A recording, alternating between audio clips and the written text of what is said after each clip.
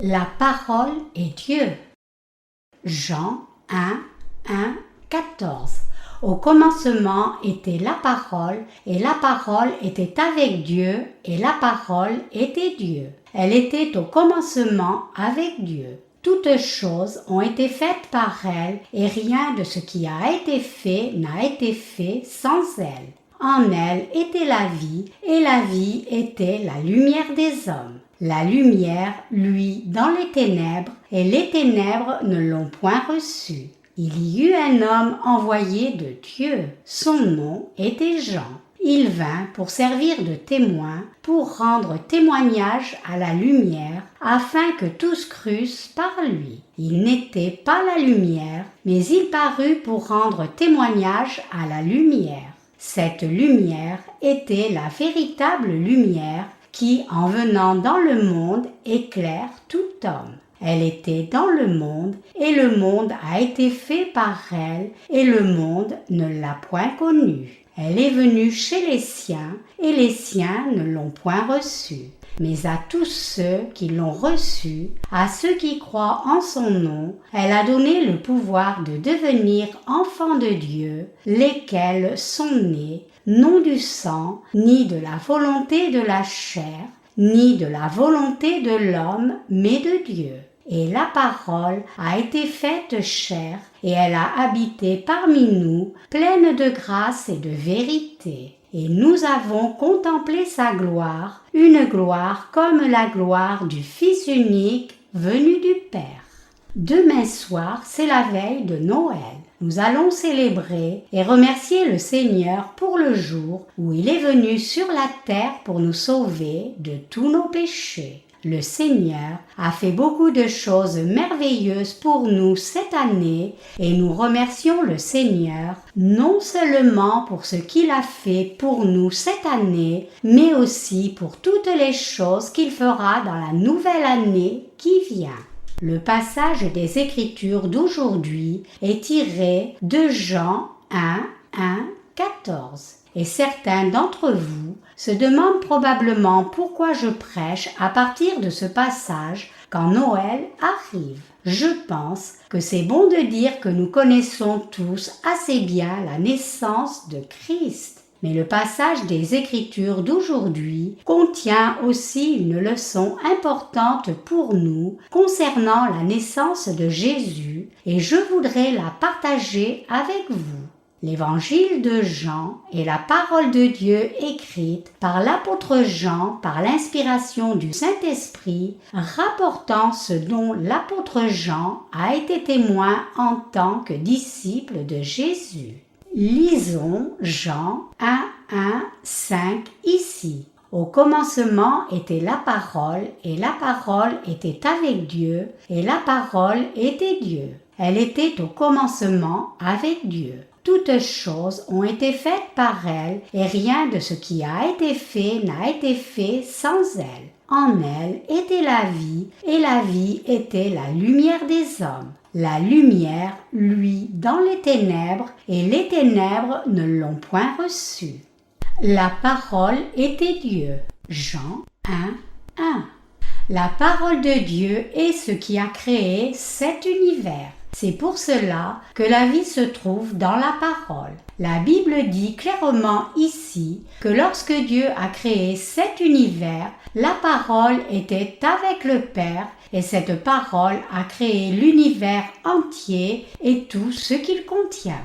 La parole est Dieu lui-même comme il est écrit. Au commencement était la parole et la parole était avec Dieu et la parole était Dieu. Jean 1, 1. Autrement dit, quand Jésus-Christ, le Fils de Dieu, a créé toutes choses, il était avec son Père. Il n'y avait donc rien dans l'univers qui n'ait pas été fait par Jésus. En lui était la vie, et cette vie était la lumière des hommes. Mais la Bible dit aussi « La lumière, lui, dans les ténèbres, et les ténèbres ne l'ont point reçue. » Jean 1, 5. Cela signifie que même si Jésus-Christ faisait briller la lumière dans les ténèbres, les gens ne l'ont pas compris. Dieu a donc envoyé Jean-Baptiste sur la terre et lui a fait témoigner que la lumière était Jésus-Christ. En envoyant Jean-Baptiste, Dieu le Père a essayé de faire que chacun découvre et croit la lumière du salut à travers la justice de Jésus-Christ. Il est absolument impératif pour nous tous de comprendre la Bible correctement telle qu'elle, car il y a trop de gens qui interprètent les Écritures selon leurs propres pensées. Par exemple, il y a un philosophe oriental ici en Corée qui a fait une série d'interventions télévisées très populaires sur la religion. Et dans un discours, il a blasphémé Dieu en interprétant Jean 1:1 selon ses propres pensées. Mais qu'a dit le Seigneur en Jean 1:1? Il a dit « Au commencement était la parole et la parole était avec Dieu ». La parole ici, c'est logos en grec. Je souligne ce point parce que le Nouveau Testament a été écrit à l'origine en grec. Vous pouvez alors vous demander pourquoi le Nouveau Testament a été écrit en grec au lieu de l'hébreu ou du latin. C'est parce qu'à l'époque, même si l'Empire romain était dominant sur le monde connu, y compris Israël et la Grèce, la langue grecque était la langue la plus largement utilisée, comme les Romains avaient adopté beaucoup de pratiques culturelles de la civilisation helléniste. Le grec était donc utilisé intensément dans tout l'Empire romain ainsi que le latin. Comme Jésus est né en cette époque, beaucoup de Juifs utilisaient aussi le grec, autrement ils auraient eu beaucoup de difficultés. Tout comme l'anglais est parlé dans beaucoup de parties du monde comme héritage colonial de l'Empire britannique, le grec était largement utilisé au temps de Jésus comme reste de la civilisation helléniste, même après la conquête par l'Empire romain. C'est pour cela que le Nouveau Testament a été écrit en grec, comme c'était la langue la plus largement utilisée à l'époque. Maintenant donc, le fait que le Nouveau Testament soit écrit en grec au lieu de l'hébreu implique que la façon d'interpréter des grécophones peut bien être en conflit avec l'interprétation des hébréophones. En d'autres termes, bien que la parole de Dieu soit logos en grec, son interprétation peut varier des juifs aux grecs, ce qui pourrait amener à des croyances en conflit. Dans le grec, la parole peut être interprétée comme une notion philosophique. Mais pour les Juifs, la parole est interprétée comme la parole vivante de Dieu. Donc, les Grecs et les Juifs peuvent interpréter la parole différemment. En d'autres termes, quand les non-croyants interprètent la parole dans le passage des Écritures d'aujourd'hui, ils peuvent l'interpréter comme une notion philosophique au lieu de la parole de Dieu. Donc, quand les gens considèrent la parole de Dieu sur la base de leur propre idée humaine, ils peuvent facilement mal interpréter la parole de Dieu révélée dans la Bible. Ces gens pensent à la parole de Dieu dans une perspective philosophique et ainsi ils écartent la puissance de la parole de Dieu. Mais quand l'apôtre Jean a écrit le passage des Écritures d'aujourd'hui, il a écrit sur la puissance de Dieu qui a créé l'univers au commencement par sa parole. Et il est donc écrit clairement ici que cette parole est Dieu lui-même. Donc, quand nous regardons le passage des Écritures d'aujourd'hui, nous devons regarder dans la perspective de son auteur, l'apôtre Jean et sa foi, et y croire selon son intention. Jean 1:3 dit « Au commencement était la parole, et la parole était avec Dieu, et la parole était Dieu. Elle était au commencement avec Dieu. » Toutes choses ont été faites par elle et rien de ce qui a été fait n'a été fait sans elle. L'apôtre Jean montre clairement ici que toute chose a été faite au commencement par la puissance de la parole de Dieu. Il ne laisse aucun doute sur le fait que la parole écrite soit la parole de Dieu. La parole donnée par Dieu avait le pouvoir de créer tout l'univers et celui qui a donné cette parole au commencement n'est autre que Jésus-Christ. Cependant, beaucoup de gens tombent encore dans une grave erreur en interprétant la parole de Jésus-Christ selon leurs propres pensées humaines. Dans leur pensée charnelle, ils pensent que si Dieu le Père avait un fils tout comme un être humain, alors il aurait aussi un âge tout comme un être humain. Donc, ils disent que la Bible est une collection d'écrits d'hommes plutôt que la parole de Dieu. C'est vraiment ce que le philosophe dont je vous ai parlé défend. Et cet homme est un professeur plutôt renommé de philosophie orientale à l'université en Corée.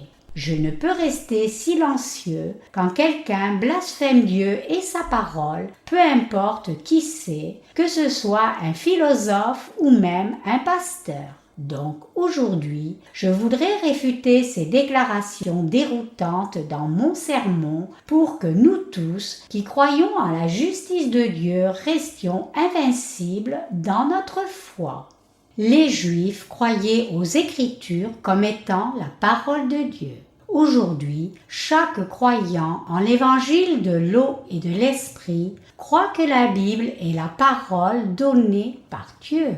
De même, le peuple d'Israël croyait aussi la parole de Dieu. En d'autres termes, ils enracinaient leur foi dans la parole de Dieu quand ils professaient le judaïsme. Quand Dieu est apparu à Moïse au temps de l'Ancien Testament, il a fait une alliance avec les Israélites par sa parole et l'a accomplie. Même après cela, Dieu a continué à envoyer des prophètes aux Israélites et à leur donner sa parole. Donc, le peuple d'Israël croyait aux paroles des prophètes comme étant la parole de Dieu. Leur foi était placée dans la parole de Dieu. Ayant donné sa parole de promesse au peuple d'Israël et à toute l'humanité au temps de l'Ancien Testament, Dieu a tout accompli par la puissance de sa parole de promesse. Donc, la foi des Israélites en la parole de Dieu était qualitativement différente de la foi des gentils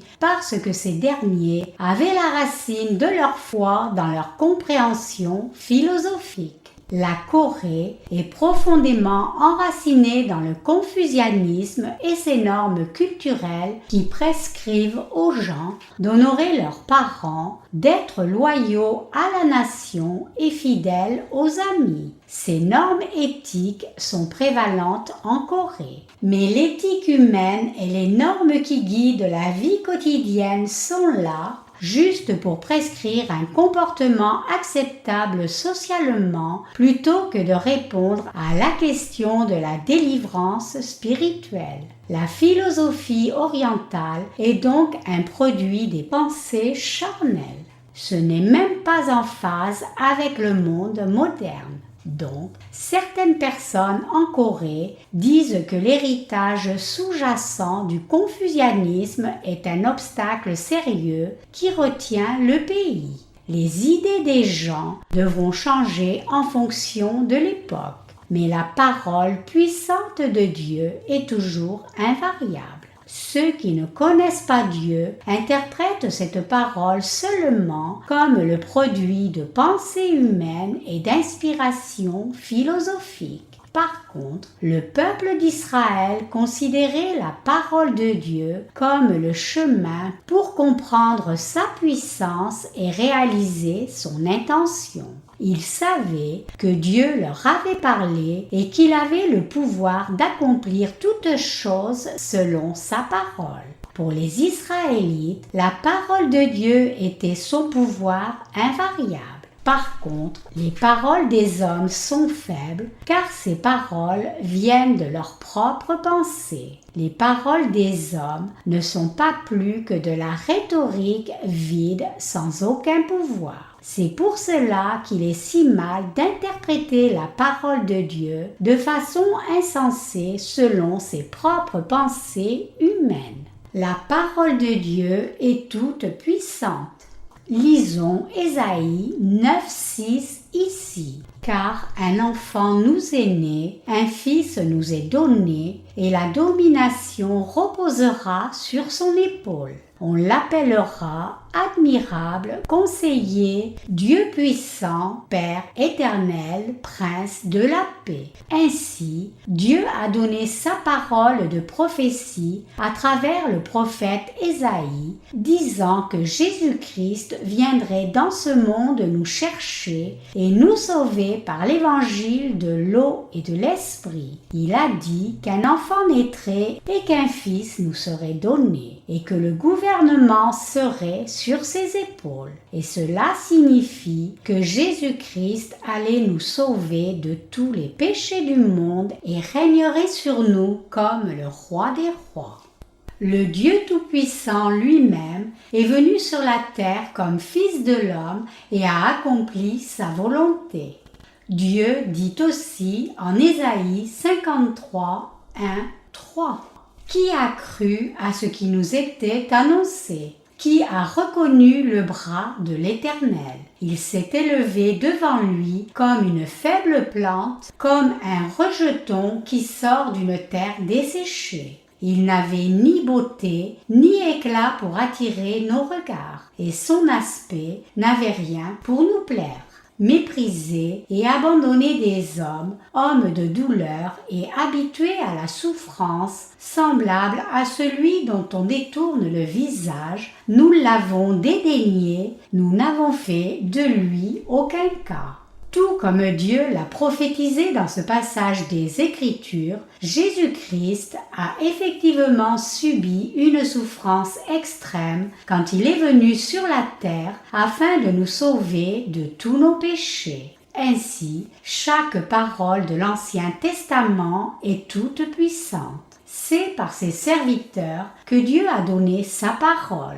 En d'autres termes, Dieu a fait que ses serviteurs écrivent ce qu'il a dit. Mon sujet ici, c'est que chaque parole de l'Ancien Testament est également la parole de Dieu, tout comme chaque parole du Nouveau Testament est la parole de Dieu. La lecture des Écritures d'aujourd'hui que l'apôtre Jean a donnée en Jean 1:14 est aussi la parole donnée par Dieu et c'est pour rendre témoignage de cette parole que Jean a dit. Au commencement était la parole et la parole était avec Dieu et la parole était Dieu. Jean 1:1.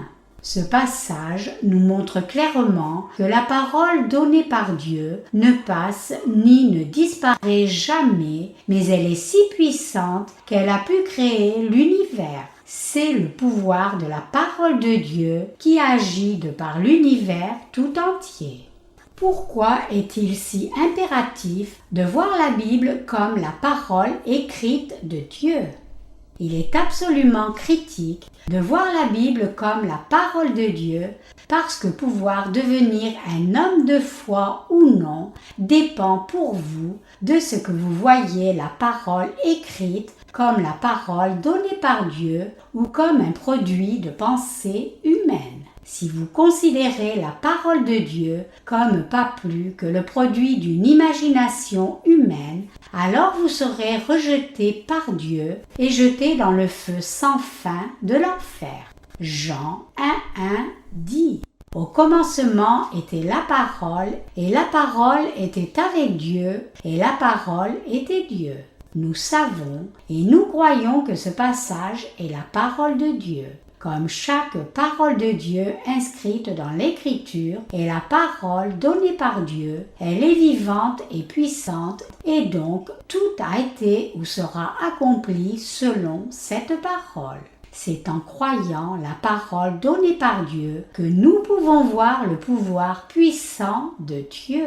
Il est écrit en Jean 1, 10, 12. Elle était dans le monde et le monde a été fait par elle et le monde ne l'a point connue. Elle est venue chez les siens et les siens ne l'ont point reçue. Mais à tous ceux qui l'ont reçue, à ceux qui croient en son nom, elle a donné le pouvoir de devenir enfants de Dieu. Jean 1, 10, 12. Le mot « elle » ici désigne Jésus-Christ. L'apôtre Jean continue en disant « Et la parole a été faite chair et elle a habité parmi nous, pleine de grâce et de vérité. Et nous avons contemplé sa gloire, une gloire comme la gloire du Fils unique venu du Père. » Jean 1, 14. Comme le dit ce passage, la parole de Dieu nous a sauvés de tous nos péchés en étant incarnée dans la chair d'un homme. Même avant que Jésus-Christ ne se révèle à nous comme un homme, il était le Dieu de la parole qui nous parlait. Dieu lui-même est venu sur la terre avec le nom de Jésus pour sauver chacun du péché. Ce Jésus-Christ nous a sauvés en venant à nous par l'évangile de l'eau et de l'esprit. Nous ayant promis de nous sauver par sa parole, Dieu s'est effectivement révélé à nous et nous a sauvés comme promis. Dieu est le Dieu d'Abraham, le Dieu d'Isaac et le Dieu de Jacob. C'est-à-dire que Dieu n'est pas le Dieu des morts mais des vivants. Matthieu 22, 32. Cela signifie que Dieu est pour toujours invariable et pour toujours vivant. Nous croyons que ce Dieu est devenu notre Sauveur, tout comme il l'a promis par sa parole. À travers le système sacrificiel que Dieu a institué pour le peuple d'Israël dans le Pentateuque, Dieu a promis de nous délivrer de tous nos péchés et comme il l'a promis, Dieu lui-même est venu sur la terre incarné dans la chair d'un homme, a porté tous les péchés de la race humaine entière sur son corps en étant baptisé et nous a tous sauvés en étant crucifiés à mort. Ainsi, Dieu nous a promis par sa parole de nous sauver de tous les péchés du monde et il nous a effectivement délivrés exactement comme il l'avait promis. C'est pour cela que nous croyons que la parole écrite dans les Écritures est la parole de Dieu. Vous et moi, qui sommes devenus les Israélites spirituels, le croyons. Par contre, les gens de ce monde qui ne connaissent pas la parole de l'évangile de l'eau et de l'esprit ne croient pas que la Bible soit la parole de Dieu. Ils disent que les Écritures n'ont aucun sens pour eux du tout. Par exemple, ils pensent que puisque Jésus a un père et que ce père a donné naissance à ce fils, Dieu devrait avoir un âge comme tout être humain. Comme ces gens considèrent Dieu selon leur propre compréhension humaine, ils finissent par conclure que la parole de Dieu est inventée. Donc, ils pensent et disent que Jésus n'est rien de plus qu'un être humain comme tout le monde. Mais la vérité, c'est que Dieu lui-même nous a sauvés de tous nos péchés en venant sur la terre personnellement. La Bible déclare donc que Dieu est tout-puissant et pas un trait ou un iota de la loi donnée par Dieu ne passera jamais, même si les cieux et la terre disparaissent. Donc, la question cruciale pour nous est que nous croyions ou pas que cette parole soit Dieu. La parole de Dieu n'est pas le simple produit de la pensée humaine. Elle est divine car Dieu lui-même l'a donnée. La curiosité intellectuelle est un trait admirable et nous devrions tous au moins être enclins à apprendre. Lorsque j'entends quelqu'un parler de sa compréhension philosophique, j'écoute attentivement au lieu de rejeter directement. C'est seulement quand j'écoute attentivement que je peux réellement découvrir ce que dit cette personne. L'érudition séculière est différente de la parole de Dieu et ce n'est pas la vérité.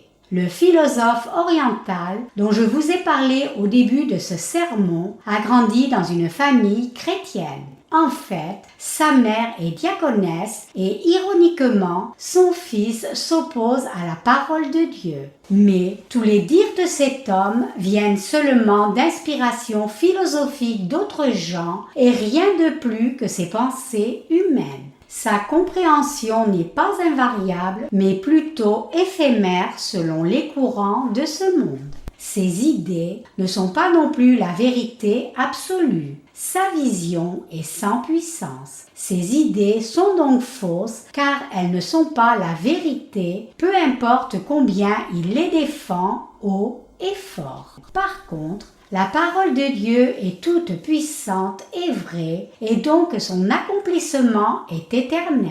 Chaque parole donnée par Dieu est accomplie exactement telle qu'elle, transcendant le temps et l'espace. C'est précisément pour cela que nous croyons en Dieu et en sa parole. Et c'est pour cela que nous croyons que Jésus est le Dieu qui a créé cet univers. Il est absolument impératif que vous sachiez et croyiez que Jésus est Dieu lui-même. Le problème du christianisme aujourd'hui, c'est que même les pasteurs qui professent croire en Jésus ne se tiennent pas contre les détracteurs séculiers qui critiquent la foi chrétienne selon leur propre compréhension mondaine. C'est si étrange que cela défie la compréhension. C'est vrai que la langue est un produit culturel. Mais cela signifie-t-il nécessairement que puisque le Nouveau Testament a été écrit en grec, il doit être interprété selon une méthode séculière? Non, ce n'est pas le cas. Même si le Nouveau Testament a été écrit en grec à cause des circonstances historiques de l'époque, cela ne change rien au fait que la parole donnée par Dieu a été écrite par les disciples de Jésus-Christ qui étaient inspirés par le Saint-Esprit. Donc, quoi que Dieu ait dit, c'est la parole de Dieu. Chaque parole donnée par Dieu est accomplie exactement car elle est toute puissante. Même si beaucoup de philosophes font des déclarations ridicules et se vantent de leur compréhension érudite, aucune des idées défendues par ces philosophes ne dure éternellement. Quel mérite un être humain a-t-il de refuser de croire en la parole donnée par Dieu et son accomplissement? Dieu a donné sa parole de promesse dans le livre du Lévitique de nous sauver par l'évangile de l'eau et de l'esprit. Et pour accomplir toute parole de promesse, Jésus-Christ est venu sur la terre au temps du Nouveau Testament, a été baptisé par Jean-Baptiste, est mort à la croix et ressuscité des morts en sauvant ainsi une fois pour toutes ceux qui croient cette vérité de tout péché. Le Seigneur a accompli sa parole de promesse donnée aux humains. Nous sommes sauvés quand nous croyons que le Seigneur nous a sauvés par l'évangile de l'eau et de l'esprit. Nous recevons la rémission des péchés par la foi en croyant que Dieu a promis notre salut par sa parole et qu'il nous a ainsi délivrés effectivement exactement selon sa parole. C'est parce que nous croyons en l'évangile de l'eau et de l'esprit que nous n'avons pas de péché dans nos cœurs. C'est la puissance de la parole de Dieu. C'est la puissance de ceux qui croient la parole de Dieu. L'apôtre Jean a aussi écrit ainsi dans le passage des Écritures d'aujourd'hui parce que c'est ce qu'il croyait. Et tout comme Jean, nous tous qui avons été sauvés par notre foi en l'évangile de l'eau et de l'esprit, avons reconnu l'importance de la parole de Dieu et y avons cru, et c'est pour cela que nous avons été délivrés de tous nos péchés. C'est parce que l'évangile de l'eau et de l'esprit est la parole de Dieu. Notre salut du péché n'a pas été accompli par des paroles d'hommes, mais par la parole de Dieu seule. La puissance de Dieu se trouve dans sa parole. Par contre, les arguments mis en avant par les non-croyants d'aujourd'hui et leurs pensées philosophiques sont complètement sans puissance et nous pouvons facilement voir cela si nous examinons leurs dires, même juste un peu. Le philosophe oriental dont je vous ai parlé dit que Jean-Baptiste était un Essénien. Il soutient aussi que Jésus était un disciple de Jean-Baptiste. Clairement, cet homme ne doit pas avoir lu la Bible du tout, pas une seule fois. Pour un érudit, il manque même de connaissances basiques. Qui a raison alors ? Ce philosophe a-t-il raison de défendre que la Bible soit juste un produit de la pensée humaine ou avons-nous raison de croire que l'Écriture est la parole de Dieu ? Bien sûr, nous avons raison de croire que chaque parole donnée par Dieu est toute puissante et sera accomplie exactement telle qu'elle. La parole donnée par Dieu est-elle pareille à une pensée humaine ? La parole de Dieu se flétrit-elle comme toute idée humaine ? Non, la parole de Dieu n'est jamais à court et son pouvoir ne disparaît jamais. Ni la parole de Dieu, ni son pouvoir ne s'estompent. C'est pour cela que nous croyons la parole de Dieu, c'est pour cela que nous confessons que Jésus est notre Dieu, et c'est pour cela que nous sommes si bénis, car cette confession est fondée sur l'évangile de l'eau et de l'esprit. Jésus est effectivement Dieu lui-même. Croyez-vous que l'univers entier et tout ce qu'il contient ait été fait par Jésus-Christ ? Jésus-Christ est Dieu lui-même. Mais ce Dieu a eu tant de compassion pour vous et moi qu'il est personnellement venu sur la terre pour un court moment comme le sauveur de la race humaine entière et c'est pour cela que son nom est Jésus-Christ. Le nom Jésus signifie le sauveur et le nom Christ signifie qu'il nous a sauvés de tous nos péchés selon le système sacrificiel de l'Ancien Testament. En accomplissant toutes ses fonctions de roi des rois, de souverain sacrificateur céleste et de prophète promis pour nous, il a expié tous nos péchés et nous a sauvés comme cela. C'est pour cela que nous l'appelons Jésus-Christ. La Bible écrit souvent que Dieu nous a sauvés en Jésus-Christ. Cela dénote qu'il nous a sauvés de tous nos péchés par l'évangile de l'eau et de l'esprit. Qu'en est-il de vous alors ? Croyez-vous aussi cela ? Y a-t-il quelqu'un ici qui pense encore que cette parole que je prêche soit fausse ? Si vous pensez que j'ai tort, alors dites-le ouvertement. S'il y a quelque chose que je ne sais pas, alors j'admets mon ignorance. Les gens de ce monde ne comprennent pas le passage des Écritures d'aujourd'hui, donc ils lisent seulement les lettres noires sur le papier blanc, et même les pasteurs disent aveuglément que Jésus-Christ nous a sauvés en se sacrifiant sur la terre sans vraiment expliquer exactement comment et pourquoi. La foi de trop de chrétiens est bâtie sur leurs propres émotions. Ils n'ont pas l'évangile de l'eau et de l'esprit. Donc, ce qu'ils disent n'est pas basé sur la vraie foi, mais juste basé sur leur propre compréhension, et donc leur déclaration n'est pas la vérité du vrai évangile. Et leurs enseignements ne sont rien de plus que des pensées humaines. C'est grâce au témoignage de Jean-Baptiste que nous avons pu connaître clairement et croire en Jésus comme notre Sauveur. Jésus nous a sauvés de la mort en portant tous nos péchés une fois pour toutes par son baptême, étant crucifié à mort et ressuscitant des morts. Nous pouvons réaliser dans le témoignage de Jean-Baptiste que Jésus-Christ est devenu l'agneau de Dieu. Sans le témoignage de Jean-Baptiste, il aurait été impossible de comprendre pourquoi Jésus a été baptisé pour nous. La Bible témoigne clairement de cela. Le rôle de Jean-Baptiste est donc extrêmement important pour le salut de l'humanité. C'est parce que c'est Jean-Baptiste qui a transféré tous les péchés de la race humaine sur Jésus en le baptisant. Pour que chacun soit sauvé, il est absolument important de savoir et de croire que Jésus a pris tous les péchés de l'humanité à travers Jean-Baptiste. Nous devons tous réaliser cela sans faute. Le problème cependant, c'est que trop de chrétiens ne le savent pas. De plus, beaucoup de dirigeants chrétiens enseignent vraiment des notions complètement ridicules qui n'ont pas de base biblique du tout.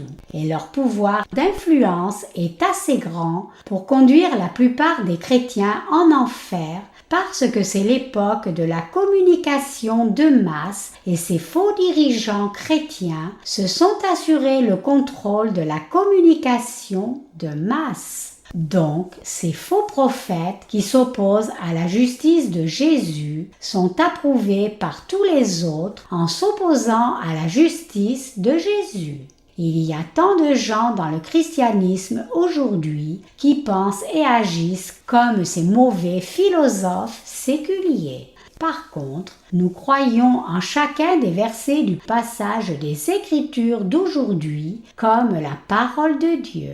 Comme ce temps présent est un temps impie qui s'oppose à la justice de Dieu, il est encore plus important pour nous de comprendre la justice de Dieu correctement. C'est parce que ce passage n'est pas un produit de l'imagination ou de pensée humaine, mais c'est la parole même de Dieu.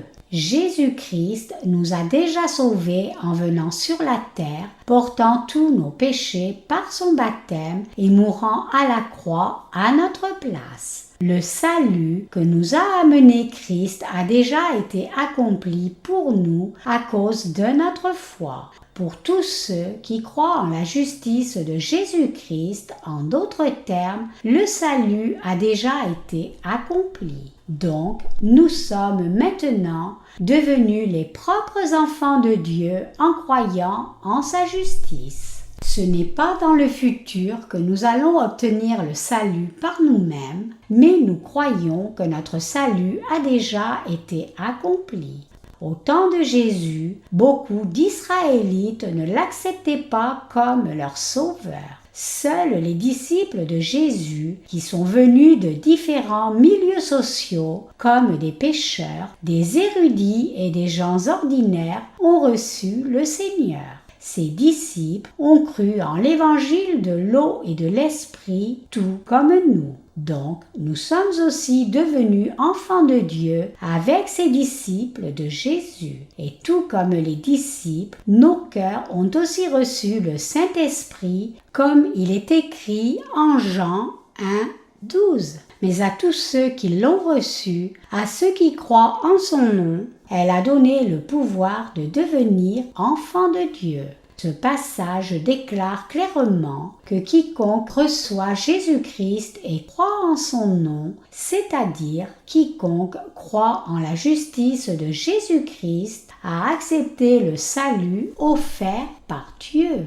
Notre salut est clairement révélé dans le nom de Jésus-Christ. Jésus-Christ est Dieu lui-même et il est le Sauveur qui nous a délivrés de tous nos péchés en venant sur la terre comme notre Messie, portant tous nos péchés sur son corps en étant baptisé, étant crucifié à mort et ressuscitant d'entre les morts. C'est pour cela que la Bible dit « Mais à tous ceux qui l'ont reçu, à ceux qui croient en son nom, elle a donné le pouvoir de devenir enfants de Dieu. » Jean 1, 12. Puisque la parole est Dieu lui-même et que Jésus est la parole, c'est Jésus lui-même qui nous a sauvés par la vérité de l'évangile de l'eau et de l'esprit. Nous sommes donc sans péché dans nos cœurs car nous croyons en l'évangile de l'eau et de l'esprit. Il n'y a absolument plus de péché dans nos cœurs du tout. Dieu lui-même a parfaitement accompli notre salut du péché, mais ce salut est obtenu seulement si nous avons foi en l'œuvre de salut du Seigneur. La même chose est vraie pour que nous devenions enfants de Dieu. Ce que nous devons réaliser ici, c'est que nous ne devenons pas enfants de Dieu par une lignée de la chair ou du sang. Plutôt, on devient enfant de Dieu en croyant en l'évangile de l'eau et de l'esprit. Personne ne peut devenir un enfant de Dieu en s'appuyant sur un moyen humain ou en faisant jouer sa propre émotion humaine. Peu importe combien quelqu'un peut crier le nom de Jésus et professer avec ferveur croire en lui comme son sauveur, cette personne ne peut pas devenir enfant de Dieu par sa propre ferveur. Seul quelqu'un qui accepte Jésus-Christ dans son cœur par l'évangile de l'eau et de l'esprit peut devenir enfant de Dieu. Et à tous les gens qui croient en la justice de Jésus-Christ, Dieu leur a donné le droit de devenir ses propres enfants. La seule question qui reste pour vous maintenant est de savoir si vous croyez ou non en la justice de Dieu. La question, en d'autres termes, est de savoir si vous croyez ou non que Dieu lui-même vous a sauvé en venant sur la terre incarné dans la chair d'un homme, portant tous vos péchés en étant baptisé par Jean-Baptiste, étant crucifié à mort à votre place pour être condamné pour vos péchés et ressuscitant des morts. Tous ceux qui croient cette vérité ont reçu la rémission des péchés et sont devenus enfants de Dieu par la foi. Leur cœur est devenu complètement sans péché. Si vous croyez en l'évangile de l'eau et de l'esprit, reste-t-il du péché dans votre cœur? Non, il n'y a plus de péché. Et si votre cœur a été rendu sans péché par le moyen de votre foi en l'évangile de l'eau et de l'esprit, alors vous êtes devenus enfants de Dieu. Ces gens-là ont déjà reçu l'amour de Dieu. C'est le peuple choisi de Dieu. Et vous et moi sommes le peuple choisi de Dieu. Cela ne s'est pas fait par la volonté d'un être humain, même si quelqu'un peut dire selon ses pensées humaines que quiconque serait sauvé juste en croyant à la croix de Jésus, ce n'est pas ainsi que le salut est obtenu aux yeux de Dieu. Le salut vient seulement de Dieu. Jean 1. 14 dit « Et la parole a été faite chair, et elle a habité parmi nous, pleine de grâce et de vérité. Et nous avons contemplé sa gloire, une gloire comme la gloire du Fils unique venu du Père. La parole de Dieu est pleine de grâce et de vérité. Et puisque la parole de Dieu est vraie et infaillible, nous avons non seulement été sauvés par la foi, mais nous avons aussi reçu la bénédiction abondante. Quand nous croyons que l'Écriture elle-même est la parole de Dieu, que notre salut a été accompli selon cette parole, que tout arrivera exactement comme le dit la parole, et que cette parole elle-même est la vérité, quand nous avons cette foi, nous recevons vraiment la grâce de Dieu dans toute son abondance. C'est le message clé du passage des Écritures d'aujourd'hui. Alors que vous partagez la même foi que moi, vous croyez en l'évangile de l'eau et de l'esprit comme moi. Mais vous avez encore besoin d'une compréhension correcte de la parole de Dieu. À moins de comprendre Dieu correctement par sa parole, vous pourriez finir dévoré par les nombreux menteurs qui font des faibles et vulnérables leur proie. Ces menteurs vont jusqu'à renier la divinité de Jésus et dire qu'il était juste un être humain. Certains disent eux-mêmes que Jésus s'est marié avec Marie-Madeleine et a eu des enfants, disant de façon ridicule que Marie a donné naissance aux enfants de Jésus quelque part en France et que ses descendants ont formé la noblesse française. Les gens font de telles déclarations présomptueuses parce qu'ils insistent avec des arguments basés sur leur propre pensée humaine au lieu de la parole de Dieu. Jésus a-t-il réellement couché avec Marie-Madeleine et eu des enfants? Jésus a-t-il aimé les êtres humains en termes charnels? Non, Jésus les aimait spirituellement et il a eu compassion d'eux parce qu'il connaissait les faiblesses humaines. De plus, Jésus n'a jamais commis aucun péché du tout puisqu'il est Dieu lui-même.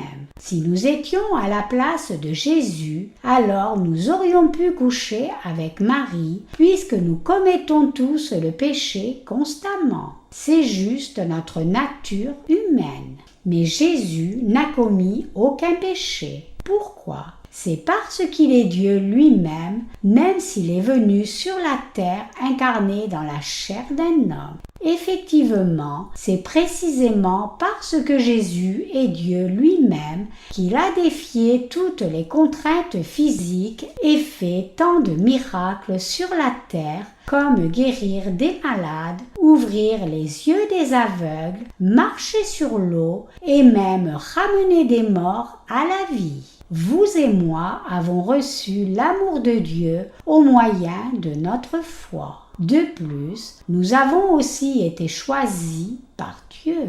En tant que gens choisis par Dieu, nous croyons que la parole donnée par Dieu elle-même est Dieu lui-même et nous croyons aussi que tout sera accompli selon la parole. Beaucoup de parties de la parole ont déjà été accomplies et le reste sera certainement accompli dans le futur.